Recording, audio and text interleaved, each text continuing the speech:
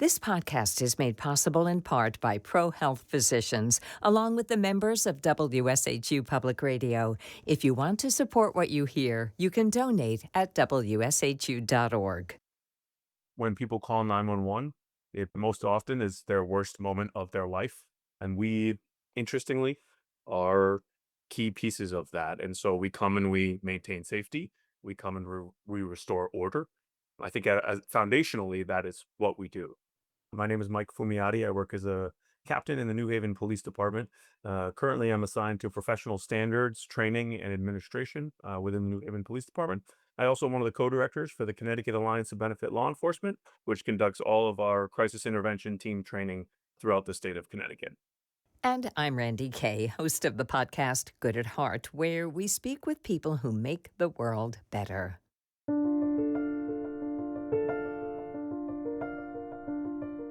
When we think about police work, we often picture crime scenes and handcuffs and sirens, but there's another side to the badge, one that's built on compassion and patience and the ability to help people through some of the hardest moments of their lives. Today, I'll be talking with a police captain, specially trained in crisis intervention, and this conversation will offer a glimpse into the good work that often happens far from the headlines. So, my first question is, if you were to describe your job in this way, who do you help and how? That's a great question. I think that it's a very broad question, obviously, but I think we help the people who need it the most. We help them in a number of different ways. And so I think when people think of the police department or a police department, they think of justice. Hopefully, we help in people's worst day. But during those times, there's a whole lot that's done, like you talked about before, compassionately away from the headlines. I've watched officers do absolutely incredible things and care for people. We can go to someone who, is frustrated because their neighbor's car is blocking their driveway and they can't get to work. And for them, that is the most frustrating thing at the moment. We also can go to somebody who's just lost a loved one to gun violence. We show up to those scenes where violence is occurring. We restore order so that that violence doesn't occur, at least for the short time that we're there. Then the goal is to try to address any of the implications after that. I think police have gotten much better at that over the years. We are much more in tune with trauma informed policing, interacting with people, providing them resources afterwards, recognizing that all of these compounding of traumas, especially in an urban environment, are creating additional problems for us. And so, in a roundabout way, that's also like a crime prevention, public safety. Yeah. So, I'd say a simple answer to your question is we help the people who need it the most. And I'd say at minimum, hopefully, we provide them some safety in that time period. And then after that, there's a whole host of things that we can provide. As you know, I have had to call the police on some of the worst days of my life because I have a family member with a severe mental illness. And so, full disclosure, I've had the privilege of speaking at a conference for crisis intervention trained officers. That's how we met. But I want to ask you about you. Why did you get into this work? Why does this matter to you? For me, it's an easy one. My family was all police officers. My grandfather was a police officer in New Haven from 1959 to 1989. And so a lot of his stories when he first started as a police officer, they didn't have radios. My grandfather's now deceased, but it's fascinating to think about like police work back then. The social problems are the same. They Mhm. change over time, and we get more technology. But human beings interacting with one another and doing terrible things to each other, but also doing incredible feats of heroism. I always say in policing, we see the worst of the worst, but we also see the best of the best. Because in Mhm. those moments, there's a lot of humanity that happens.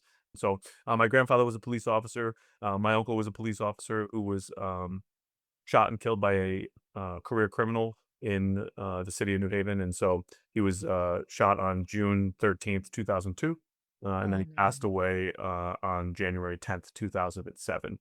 And so though that both of those incidents happened in like my formative years. I remember in my uncle's funeral, there's a portion of the funeral, which is there's a couple of gut wrenching things that happen. There's a portion of it where the entire department lines up at one point individually and in groups, and they come and salute the casket, and then they take their right glove off and put it on the casket, symbolizing that they would give their right hand for that person. Does that happen at every police funeral? There's some traditions. There are certain things that happen as formality. I can't say it happens at everyone, but it is a classic tradition that does happen at a lot of them. And so, to me, like, how could you not want to be a part of that? I've always kind of gravitated towards helping people and trying to make a difference, trying to solve problems, trying to help people work through challenging things. And so, I love the job. I think it's the best job in the world by far. Let's veer off for a second and talk to me about crisis intervention training and who takes it, why do they take it, does it make a difference in the way you operate in the community? Yeah, great question. That comes up a lot. I've been involved in CIT for about a decade now, crisis intervention team training. It looks different in different departments, but generally the training is standardized across the state of Connecticut. So it is a 40-hour model. It's based on the Memphis model from Memphis, Tennessee. I think it's around 1987 when there's an incident where police there interact with an individual in a mental health crisis. And unfortunately, because of the circumstances, shoot him, and unfortunately, he dies as a result of that. But so a number of professionals at that time got together and said, "Hey, how do we help police understand people better? How do we help police interact with individuals in crisis, and especially those with mental illness? How do we help them understand and interact better?" And so that has morphed over the years. That's about 40 years now. In Connecticut, it's recommended that while we don't say all officers should take it, it is recommended that officers take it if they're interested in it. In Connecticut specifically, having like a mental health training for officers. Hey, this is what mental illness looks like, just for general. That's what they do in the academy. This 40-hour model digs a lot deeper. How do you interact with somebody who is suffering from suicidal ideations? How do you communicate with them? How do you build rapport with them? I've watched officers do it on the sides of bridges. We just had officers pull an individual who jumped off a garage and tried to hang himself. Two of our officers reached over the edge and pulled him back up and saved his life.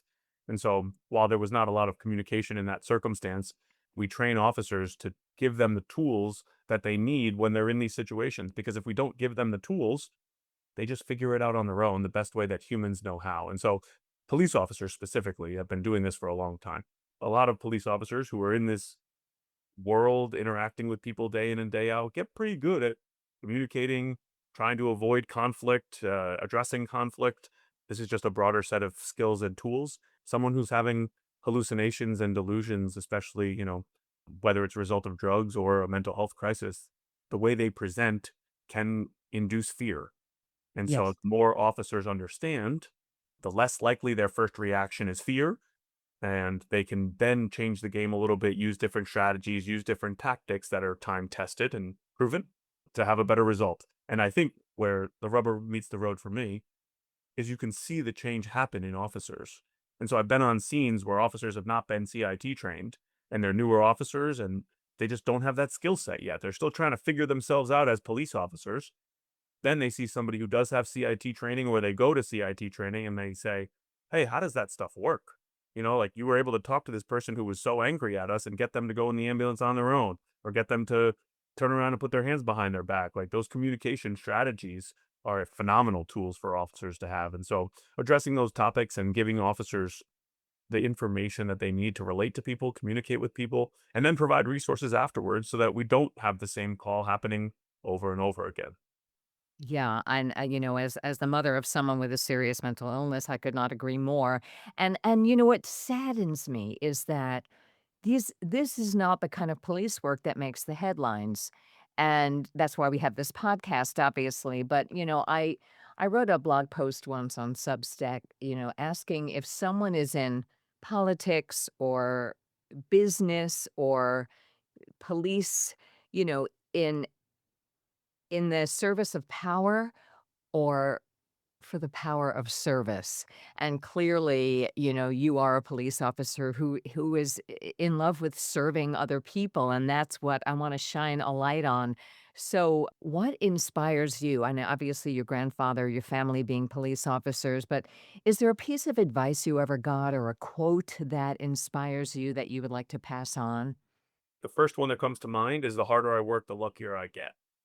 That one just always is, for me, that comes out quite a bit. I value hard work. I value people who do the work just to do the work, not to talk about it. And so I think that that phrase I think is probably is pretty high up there.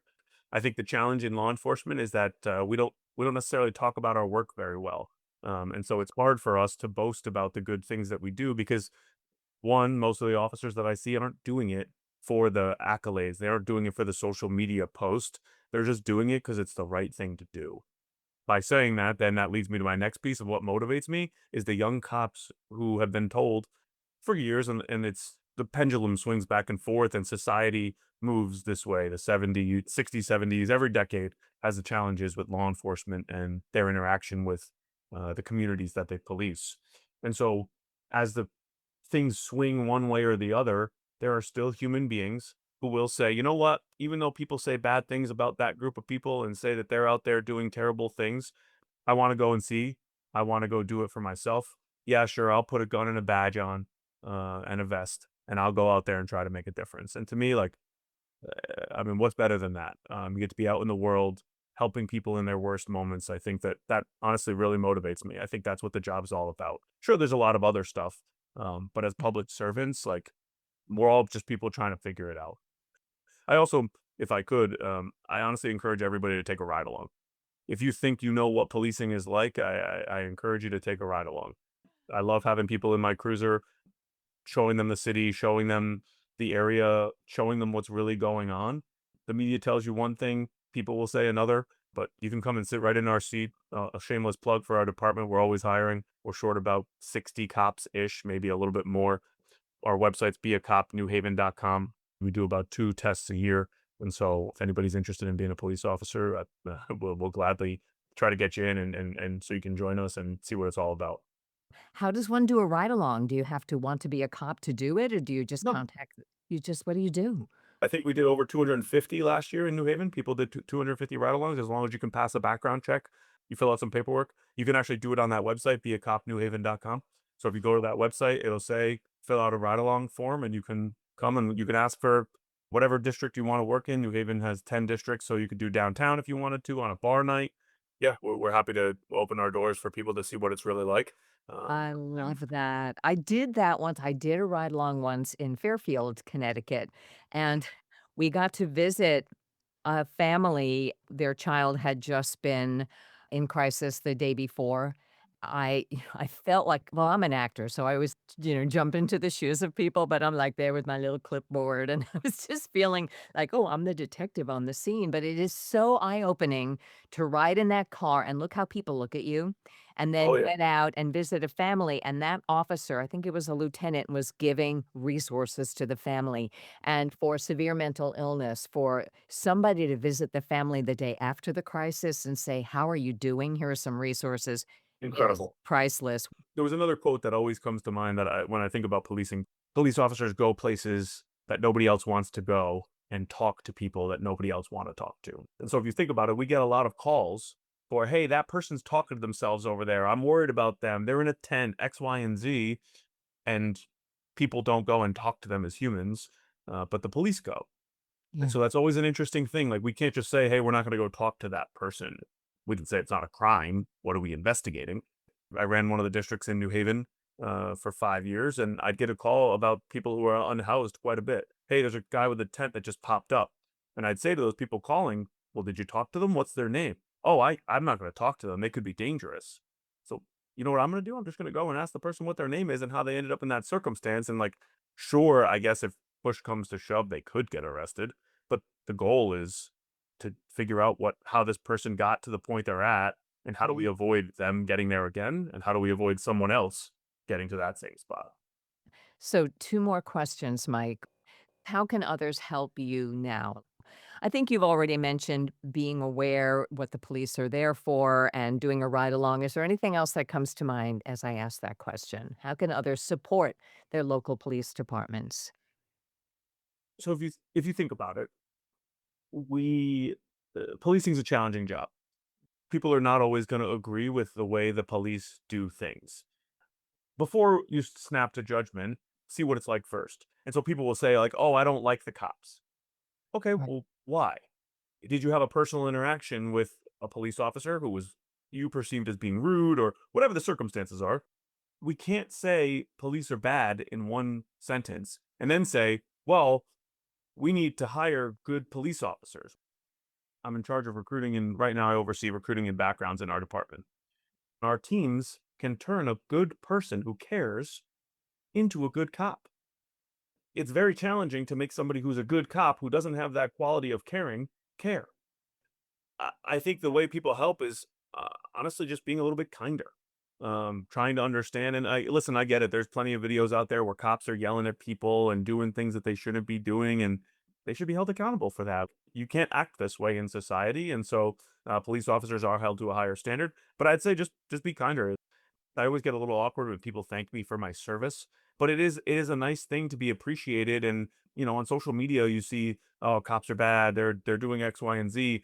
Most cops are just out here trying to make a difference. They're going from call to call. They're trying to do the right thing in the best way they know how. I'd say just being kinder, being more supportive of the police. Hey, we appreciate that you're here. I think those things in society you can disagree, but like I think appreciating the fact that someone is willing to put a gun, a badge on, and risk their life for a random citizen, I think that that's still worth doing. I still think it's an honorable profession. I still think it's a great profession.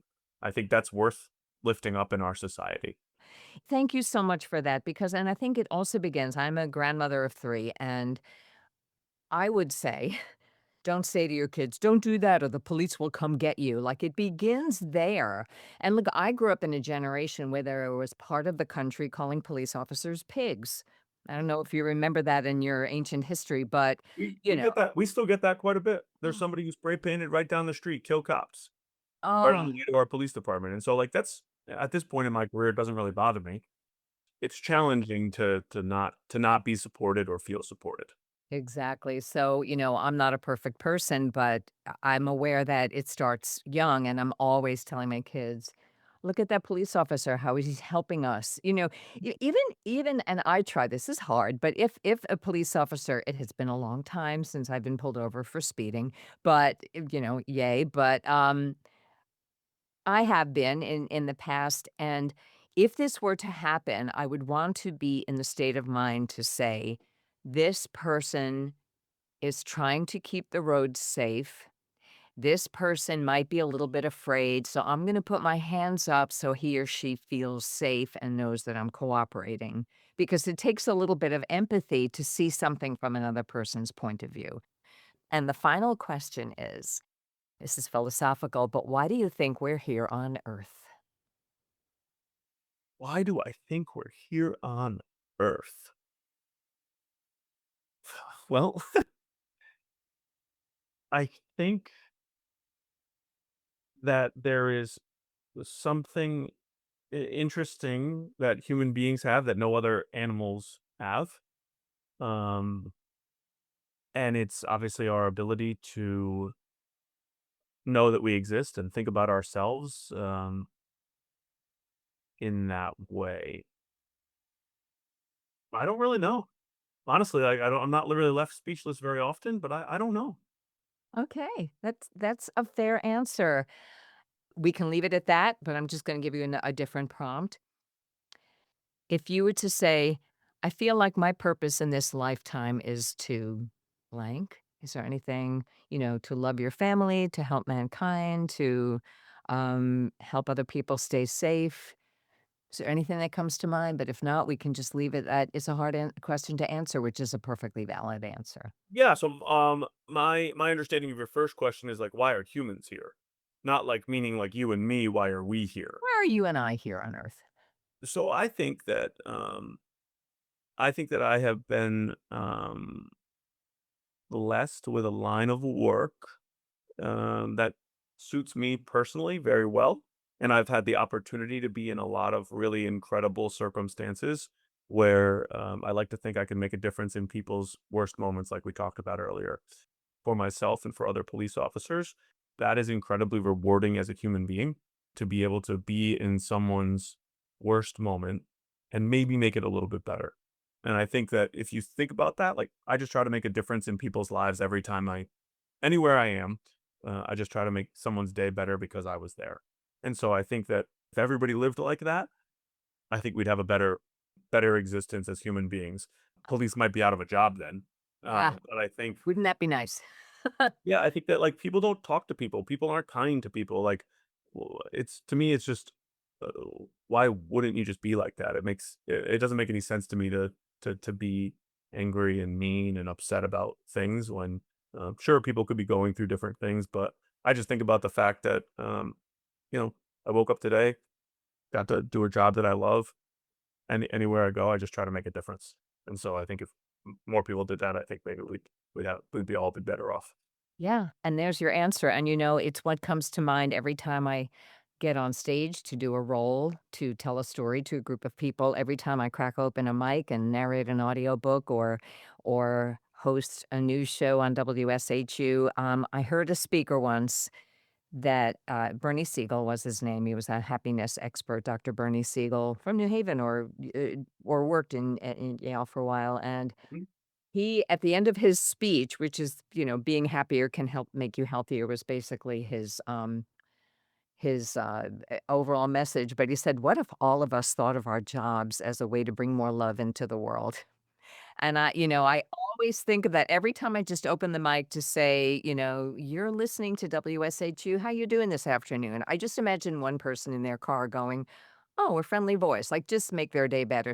Whether we're putting out fires, collecting garbage, fixing the road, whatever we're doing, if we can phrase it in the way you just did, we're making other people's lives a little bit better by what we're able to do.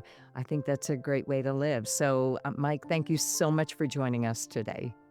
Thank you, it was a pleasure.